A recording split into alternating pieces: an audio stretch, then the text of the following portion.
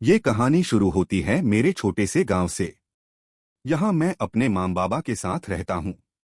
मुझे पढ़ने का बहुत शौक है। मेरा सपना है कि मैं एक वकील बनूं। उसी के लिए मैं दिन रात पढ़ता रहता हूँ। और लगभग 2 साल पहले मेरा पुणे के एक बहुत अच्छे कॉलेज में एडमिशन हुआ। अभी मेरे 2वें साल के फाइनल एग्जाम खत्म हुए तो मैं गांव वापस आ गया हॉस्टल से। पर पता नहीं मेरे पापा कहाँ चले गए। मम्मी से पूछा तो उन्होंने बताया कि पापा को उनके किसी बहुत करीबी दोस्त का टेलीफोन आया था, तो वो हड़बड़ाहट में यहाँ से निकले और अब तक आए भी नहीं। मुझे तो पता भी नहीं था कि हमारे भोपाल में भी कोई रिश्तेदार है। मैंने अपनी माँ से कहा तो मेरी माँ ने बताया कि वो रिश्तेदार पहले हमारे ही साथ गांव में रहते थे, पर फिर उनके परिवार में किसी को भोपाल में नौकरी मिल गई तो सब लोग फिर वही जाकर रहने लगे। ऐसे ही 2 से 3 दिन बीते तब जाकर मेरे पिता का टेलीफोन आया। उन्होंने हमें बताया कि वो कल आने वाले हैं। हमें तो सिर्फ इतना जानना था कि वो इतने दिनों से क्या कर रहे थे, और अब तक उन्होंने कुछ नहीं बताया कि वो क्यों हड़बड़ाते हुए भोपाल गए। पर पापा थोड़े स्ट्रिक्ट मिजाज के थे, तो हम उनसे ज्यादा सवाल जवाब नहीं किया करते थे।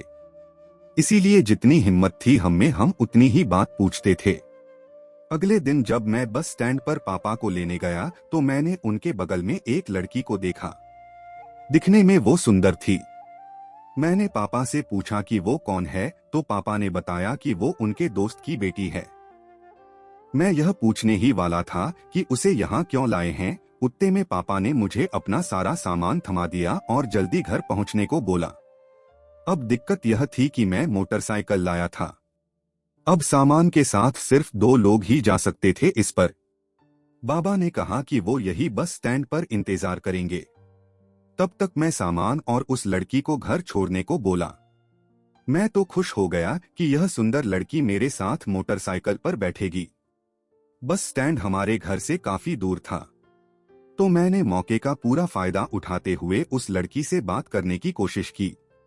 उसे बताया कि मैं कितने अच्छे कॉलेज में पढ़ता हूँ और अपने माँ पापा की भी कितनी मदद करता हूँ, ताकि वो मुझसे इम्प्रेस हो जाए। पर वो लड़की तो कुछ बोलती ही नहीं थी, सिर्फ सर झुका के सुन रही थी सब बात। पता नहीं सुन भी रही थी कि नहीं। मुझे लगा कि शायद मैंने उसको एकदम से इतनी बातें बता के थोड़ा अनकंफर्टेबल कर दिया, तो मैंने सोचा उसके बारे में पूछ लूं। मैंने उससे पूछा कि वो पहले हमारे गांव आई है कि नहीं, उसके माता पिता कहाँ हैं। जैसे ही उसने मां पापा का नाम सुना तो उसकी आंखों से आंसू गिरने लगे। मैं तो डर ही गया कि किसी ने इसको रोते हुए देख लिया तो पक्का यही समझेगा कि मैंने कुछ गलत बोला, फिर घर जाकर मुझे ही डांट सुननी पड़ेगी। मैंने जैसे तैसे उससे रुमाल देकर चुप करवाया। उसको घर छोड़कर मैं पापा को बस स्टैंड से लेकर घर आ रहा था। मेरे पापा भी कुछ परेशान दिख रहे थे, तो मैंने उनका मूड सही करने के लिए उन्हें बताया कि मुझे अच्छा पढ़ने की वजह से कॉलेज में स्कॉलरशिप मिली है, और एक बड़े वकील के अंडर काम करने का मौका भी मिला है, जो काम के लिए मुझे अच्छे पैसे देने को भी तैयार है। यह सुनकर मेरे पापा बहुत खुश हुए। उन्होंने मुझे शाबाशी दी। साथ ही मैंने यह भी पूछ लिया कि वो लड़की के माता पिता कब आएंगे। ये सुनकर मेरे पापा भी भावुक हो गए। मैंने पहली बार उनकी आंखों में आंसू देखे। मेरे पूछने पर पापा ने कहा कि घर चलकर इस बारे में विस्तार में बात करेंगे। हम घर पहुंचे और देखा कि मेरी माँ ने उस लड़की को अपने पास बिठाया हुआ था।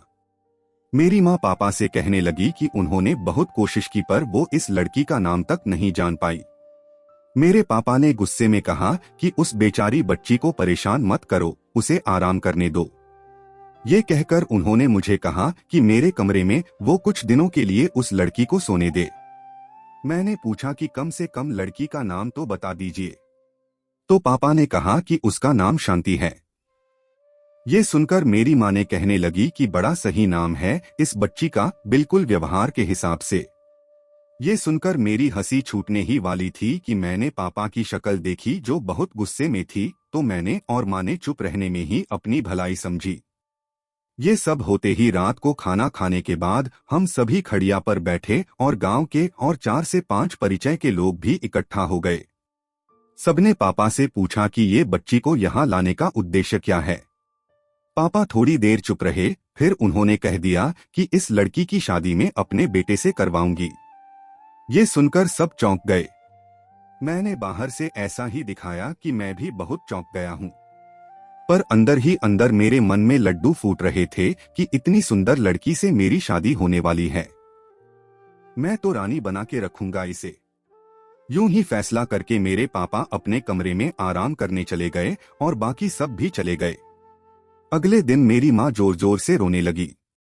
ये सुनकर मैं जैसे ही उनके कमरे की ओर दौड़ा, मेरी जिंदगी ही थम गई।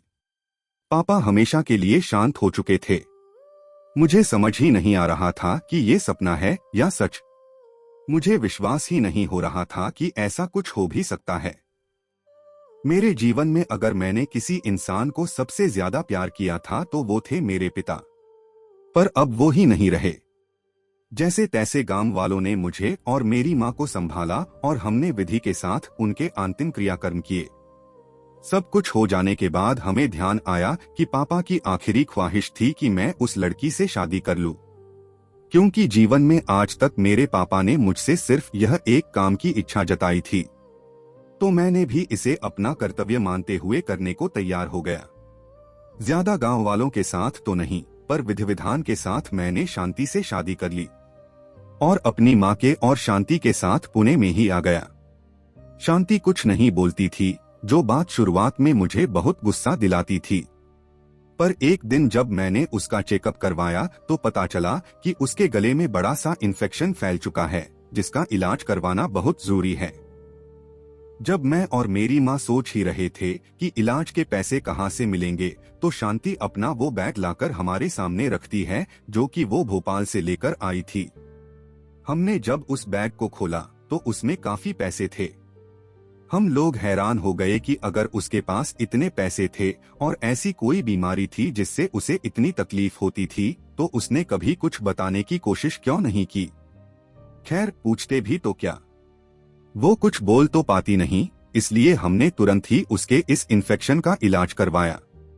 थोड़े समय में वो ठीक हो गई, पर उसकी बोलने की क्षमता कभी वापस नहीं आ सकी। अब मेरे मन में शांति को लेकर ढेर सारे सवाल थे। मैं तो ये भी नहीं जानता था कि शांति के माँ पापा कौन हैं और उन्होंने आज तक कभी शांति से मिलने की कोशिश क्यों नहीं की। हम ये सब सोच ही रहे थे कि हमारे यहाँ गणेश विसर्जन का उत्सव आ गया, जो कि वैसे भी महाराष्ट्र में बहुत धूमधाम से मनाया जाता है।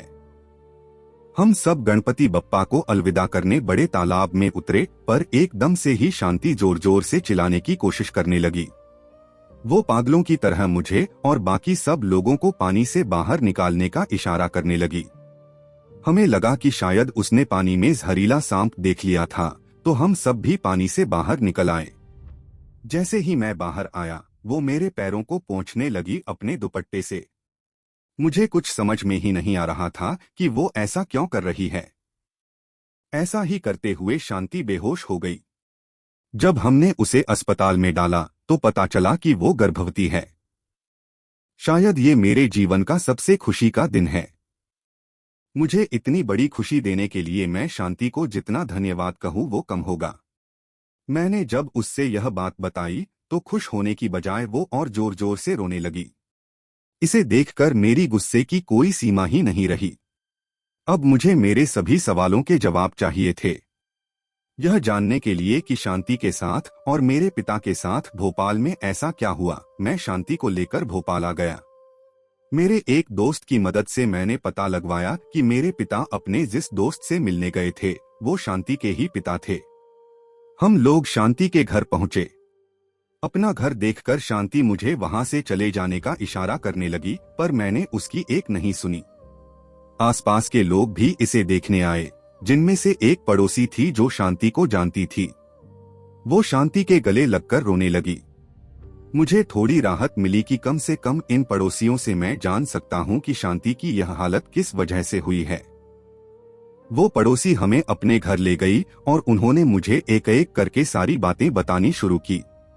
शांति के पिता, जो कि मेरे पिता के दोस्त थे, वो लगभग 10 साल पहले भोपाल आए थे क्योंकि उनको किसी फैक्ट्री में नौकरी मिल गई थी। शांति पढ़ाई में बहुत होशियार थी और बायोलॉजी और केमिस्ट्री से तो मानो उसे प्यार था। शांति अपने पिता की बेटी कम दोस्त ज्यादा लगती थी, क्योंकि उसके पिता उसे अपने मन की सारी बातें बताया करते थे और तो और दिन रात मेहनत करते थे ताकि शांति वो बन सके जो उसका सपना था। पर धीरे धीरे शांति की पढ़ाई का खर्च और बढ़ने लगा, जिसके लिए केवल एक फैक्ट्री में काम करना पर्याप्त नहीं था। तो शांति के पिता ने उनकी ही बस्ती के पास बनी एक फैक्ट्री में कर्मचारी के रूप में काम करना शुरू कर दिया। वो बेचारे दिन में दूसरी कंपनी में काम करते थे और रात में यूनियन कार्बाइड नामक एक और फैक्ट्री में। शांति अपने पिता को इतनी मेहनत करते देख बहुत दुखी होती थी, क्योंकि वो जानती थी कि ये सब मेहनत उनके पिता को उसकी पढ़ाई का खर्च उठाने के लिए ही करना पड़ता है। इसलिए शांति भी दिन रात पढ़ाई पर ही ध्यान दिया करती थी। पर एक दिन शांति के पिता को सुबह वाली फैक्ट्री में ज्यादा काम करने के लिए रोक लिया गया, तो वो रात में घर नहीं आ पाए। शांति अपने घर में नीचे लालटेन की रोशनी में पढ़ रही थी और ऐसे ही उसकी आंख लग गई। उसकी माँ और उसका छोटा भाई छत पर सो रहे थे। एकदम से शांति की आंखें खुलती हैं, अजीब सी आवाज सुनकर। तो वो बाहर आती है और देखती है सब लोग इधर उधर भाग रहे हैं। शांति घबराते हुए छत की ओर अपनी माँ और छोटे भाई को देखने भागती है, पर तब तक वो दोनों भी तड़प तड़प कर मर चुके होते हैं। शांति से एकदम से सांस लेने में तकलीफ होने लगती है। वो जैसे तैसे सीढ़ियों से अपने छोटे भाई को हाथ में लेकर नीचे उतरती है, तो एक आदमी से उससे पता चलता है कि पास की फैक्ट्री में से बहुत ही खतरनाक गैस लीक हो चुकी है। ये सुनते ही शांति को समझ में आता है कि यूनियन कार्बाइड से शायद मिथाइल आइसोसाइनाइड नाम की एक गैस लीक हो चुकी है। शांति किसी तरह भागती है, लोगों से रास्ते पर भीख मांगती है कि कोई उसके छोटे भाई को अस्पताल ले जाए। वो जैसे तैसे अपनी बस्ती के बाहर निकलती है और जब पास के तालाब की ओर देखती है तो उसके रोंगटे खड़े हो जाते हैं। तालाब में लाशें ही लाशें थी। वो लोग जो अपनी आंखों की और शरीर की जलन को मिटाने के लिए तालाब में कूद रहे थे, उन्हें इस बात की जानकारी बिल्कुल नहीं थी कि मिथाइल आइसोसाइनाइड पानी से बहुत ही खतरनाक रूप से प्रतिक्रिया करता है। ये देख के शांति को यकीन हो गया कि पक्का यह गैस मिथाइल आइसोसाइनाइड ही है। पर अब तक यह गैस उस पर भी अपना असर दिखाने लगी थी। जैसे तैसे वहां भाग रहे लोगों को शांति सिर्फ इतना चिल्लाकर कहती है, नीचे झुक जाओ, नीचे झुको। वो दरअसल लोगों को यह समझाने की कोशिश कर रही थी कि वो गैस जमीन से 1 मीटर ऊपर से बह रही है। अगर वो जमीन पर लेट जाएं तो उन्हें थोड़ा कम असर होगा, पर धीरे धीरे वो भी बेहोश हो जाती है। एक ही रात में भोपाल में लाशों का ढेर लग चुका था और इसकी खबर जैसे ही शांति के पिता को पहुंची, वो तुरंत अपने घर की ओर भागे। पुलिस ने उस पूरी जगह को सील करके रख दिया था। तो शांति के पिता को पता चला कि पास के अस्पताल में काफी लोगों को भर्ती करवाया गया है। वो वहां गए तो उन्हें पता चला कि उनकी बीवी और बेटा मारे गए हैं और बेटी शांति सदमे में है। वो किसी तरह खुद को संभालते हैं और वहां के लोगों के साथ मिलकर यूनियन कार्बाइड कंपनी के खिलाफ प्रदर्शन करते हैं। उन्हें इंसाफ चाहिए था, बस उस समय भोपाल में मरने वाले लोगों की चीखों से बढ़कर कुछ लोगों के लिए अपनी दोस्ती थी शायद। इसी वजह से उस कंपनी के मालिक को भारत से आसानी से जाने दिया गया। जैसे ही यह बात शांति के पिता को पता चली तो उन्हें हार्ट अटैक आ गया और वो भी अस्पताल में एडमिट हो गए। किसी तरह उन्होंने फोन लगाकर अपने एक दोस्त को गांव से मदद के लिए बुलाया जो उनकी बेटी का ध्यान रख सके, और रोते हुए उन्होंने अपने आखिरी समय में अपनी बेटी से कहा कि ये सब लोग अंधे हैं जो हमारा दुख नहीं देख सकते और बहरे भी हैं जो हमारी चीखें नहीं सुन पा सकते। हम कुछ नहीं बल्कि इनकी नजरों में पागल कुत्ते हैं जो जिंदगी भर अपना जीवन मेहनत में खपा देते हैं, पर हमारे जीवन का इन लालची लोगों के सामने कोई मोल नहीं है। ये कहते हुए शांति के पिता अपना दम तोड़ देते हैं और उन्हें दोस्त शांति के साथ गांव ले जाते हैं। ये सब सुनकर मेरे पैरों तले जमीन खिसक गई कि आज तक शांति अपने मन में इतना कुछ छुपाई हुई थी और उसे भनक तक नहीं थी। मैं वहां के बहुत सारे लोगों से मिला तो सब यही कह रहे थे जो उस रात मर गए वो किस्मत वाले थे साहब, जो बच गए वो आज भी कैंसर जैसी बीमारियों से जूझ रहे हैं। शायद यही वजह थी कि शांति गर्भवती होने की बात सुनकर रोने लगी, क्योंकि उसे भी पता है कि उसके बच्चे में भी ऐसी कोई बीमारी जरूर होगी। पर मुझे उससे कोई फर्क नहीं पड़ता। भले ही कुछ भी हो, मैं अपने बच्चे को और शांति को जीवन की सभी खुशियां दूंगा जो उसने भोपाल में खो दी थी। ये वादा करके मैं उसे अपने साथ पुणे वापस ले आया हूँ। शायद मैं सभी की मदद नहीं कर पाऊंगा क्योंकि मेरी इतनी हैसियत नहीं है, पर अगर मैंने उस त्रासदी से गुजरे एक भी इंसान की जिंदगी संवर दी तो मेरे पिता को मुझ पर बहुत गर्व होगा। शायद मेरे पिता भी यही चाहते थे कि मैं शांति के साथ दूं ताकि वो ऐसे भयानक अतीत को भूलकर मेरे साथ अपना आगे का जीवन खुशी खुशी बिता सके।